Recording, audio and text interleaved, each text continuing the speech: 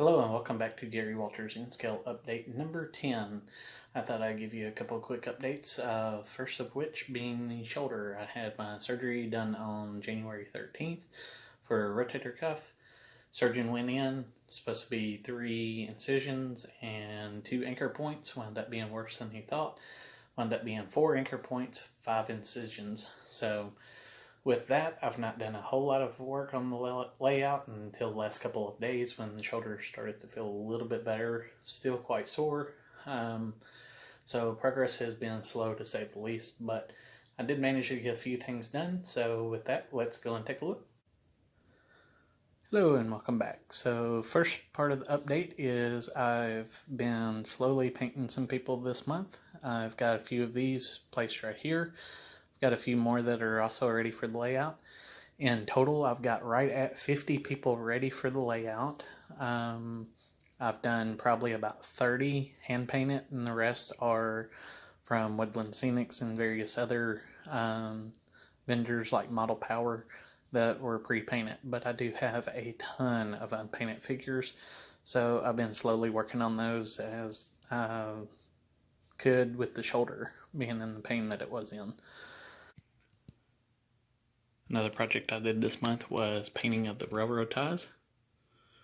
As you can see, I've just got them randomly placed. Hopefully they show up a little on the video. It's definitely something I recommend if you've not done it on your railroad.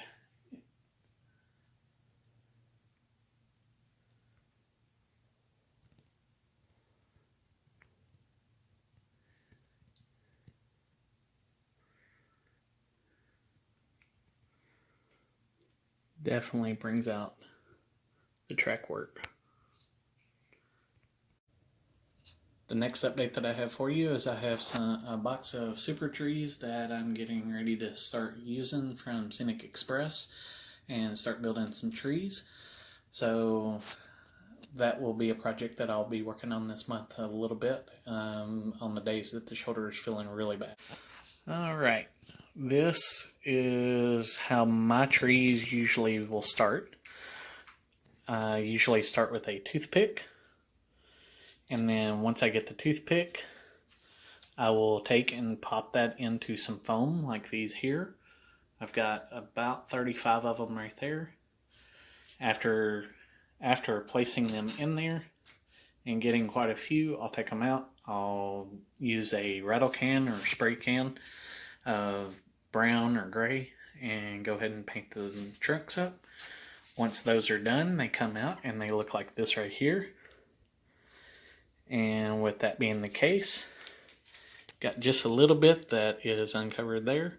That'll be what you can stab into the foam. This is one that already has the lichen on it, and after putting it on, you can also spray paint it, or you can leave the lichen a different color. Gives you a real good branch structure.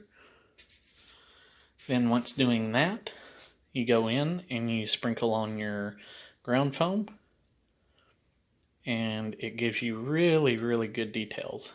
So hopefully it'll zoom in right there. You can get a good leaf structure on it and still get plenty of branch detail as well. And the nice thing about that is you can shape these to just about any shape you want. You can make them taller, you can make them shorter. Here is 4 trees that I have, one of which is not a toothpick tree. So let's take a look at that real quick. Out front in my flower bed, I had some mini pine trees that create branches like this. Take those and then you put the coarse turf on that, and you get trees that look like this one right here, where you've got plenty of details. You can also shave off those little bitty needles, but the branch structure total looks like this, and you can get tons of InScale trees out of that.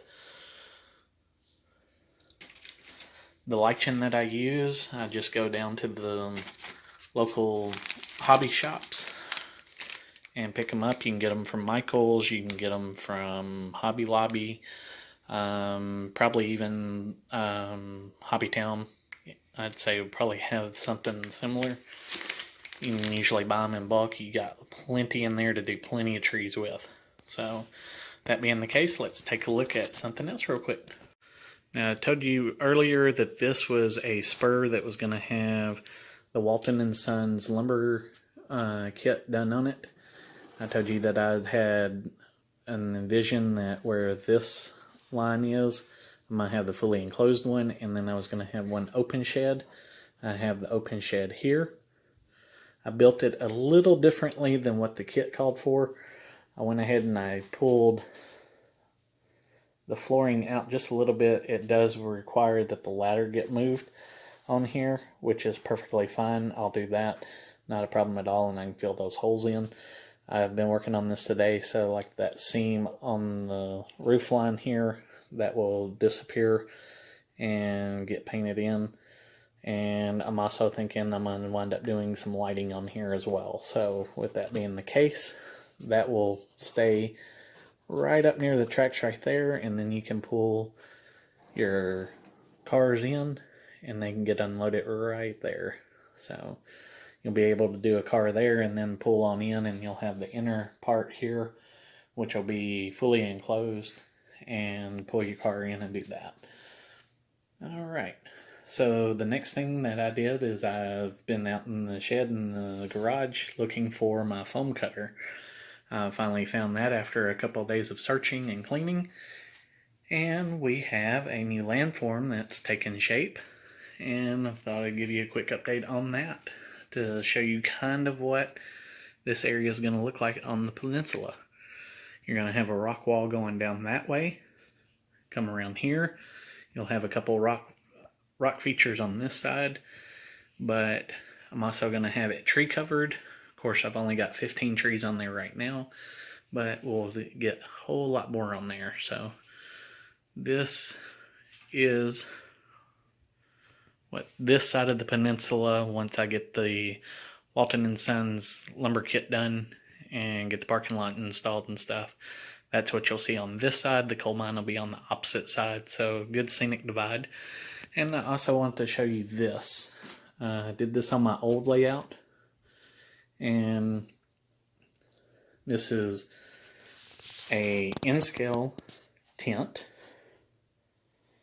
and you're probably wondering who I bought that from. I did not buy that. I still got to fix it just right to the land.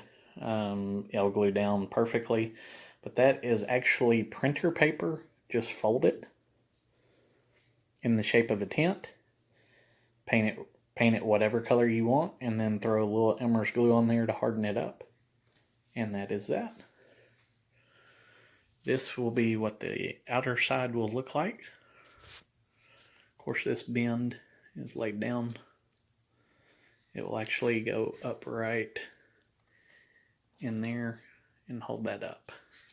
But you'll have the coal tipple coming across there, or the conveyor coming on around rock wall. You'll have a portal going into the coal mine there, and there it is. And that is everything I've done this month. So thank you, and I will see you next month.